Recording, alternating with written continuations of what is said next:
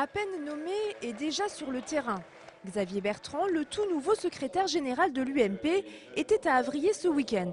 C'était sa première visite officielle en province en tant que numéro 1 du parti majoritaire de droite. Xavier Bertrand était auparavant ministre du Travail. Cette visite a été l'occasion pour lui de dévoiler ses ambitions et sa feuille de route pour sa nouvelle mission. Xavier Bertrand veut rénover l'UMP avec une priorité, donner plus la parole aux militants. Moi, je veux que les choses remontent du terrain. Je veux qu'un certain nombre d'idées pleines de bon sens puissent être prises en compte. Et cela, c'est grâce à Internet que nous allons pouvoir passer à la vitesse supérieure. Nous allons nous doter de l'outil Internet le plus moderne de tous les partis politiques européens. Et nous avons aussi envie de mettre en place un droit à l'accueil, c'est-à-dire que tout militant, tout nouveau militant, toute personne qui s'interroge sur le mouvement populaire puisse pousser la porte d'une permanence et être accueilli et pouvoir obtenir les réponses à ses questions. Xavier Bertrand s'est fixé un autre objectif, multiplier par 2 le nombre d'adhérents au parti d'ici 2012. L'UMP en compte aujourd'hui 270 000, dont 3 000 dans le Maine-et-Loire. Auguste fait justement partie de ces nouveaux adhérents. Ce retraité de 68 ans a rejoint l'UMP il y a 2 mois et comme beaucoup d'autres militants, il plébiscite le nouvel homme fort de l'UMP. C'est un dynamique, c'est un jeune qui donne la joie de vivre et puis qu'on aime écouter avec plaisir. La principale mission de Xavier Bertrand sera de faire de l'UMP un parti fort. Le premier test sera les élections européennes prévues en juin prochain.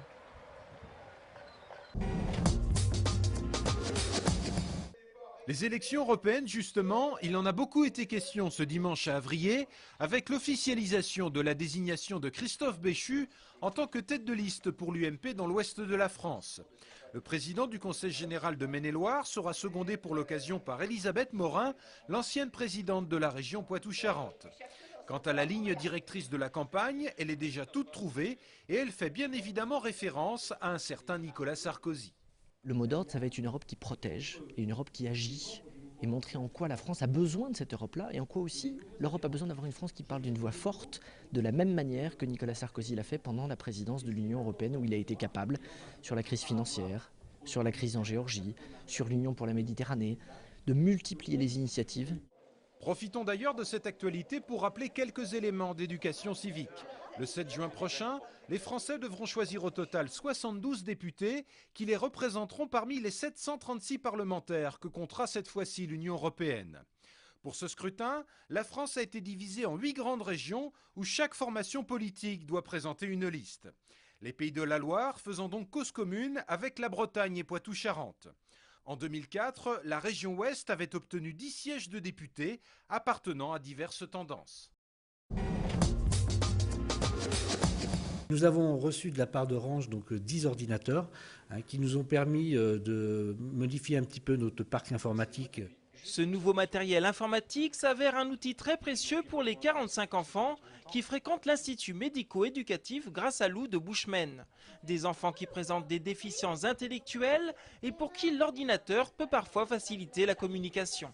La relation directe avec l'enseignant est parfois à une connotation affective qui les met en difficulté, qui peut provoquer des blocages. Et c'est vrai que se retrouver face à l'outil informatique qui ne juge pas, ça permet à l'enfant de continuer, de faire par essai-erreur, par tâtonnement, mais de ne pas être en difficulté face à l'échec.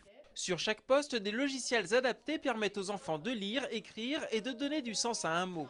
Il y a des enfants qui n'ont pas du tout de langage et qui ne communiquent pas avec les autres.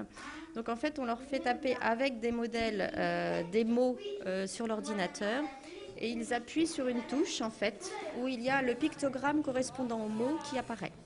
La Fondation Orange, qui a financé cette opération, a également soutenu plus d'une dizaine d'autres projets dans toute la France.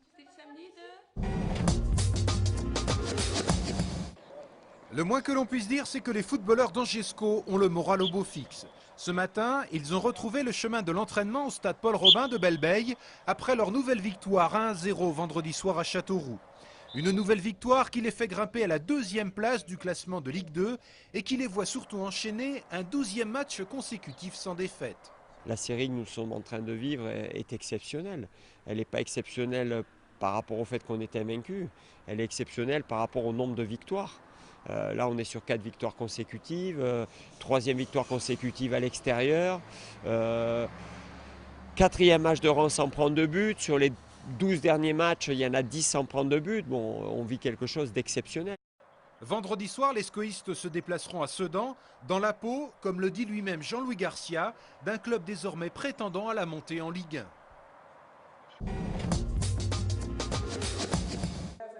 La surprise, c'est celle d'Hélène Maulois, qui a été récompensée au festival Premier Plan samedi soir à Angers. La réalisatrice britannique a reçu le grand prix du jury dans la catégorie long métrage pour son film Hélène. Heureuse et émue bien sûr, Hélène Maulois a eu surtout une pensée toute particulière pour l'actrice principale de son film, Annie Townsend, qui n'a pas pu assister à la cérémonie. La jeune femme a reçu le prix d'interprétation féminine du jury. Je suis particulièrement contente pour Annie et ça m'a vraiment surprise. Je savais que je devais venir ce soir, je savais que quelque chose se tramait, mais ils ont gardé le secret jusqu'au bout. Et donc j'étais vraiment sincèrement très heureuse qu'Annie gagne le prix de la meilleure actrice. Hélène, c'est l'histoire d'une adolescente dont le destin va basculer le jour où la police lui demande de participer à la reconstitution d'une scène pour une enquête. Le choix du jury a été unanime. Ils ont été en particulier séduits par le jeu de l'actrice. Non seulement la mise en scène est splendide, l'image est splendide, la façon de raconter l'histoire est extraordinairement nouvelle. Mais cette jeune actrice à qui on a donné le prix d'interprétation, je trouve qu'elle est magnifique, magnifique.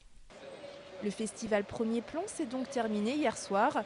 Une belle édition, selon son directeur artistique.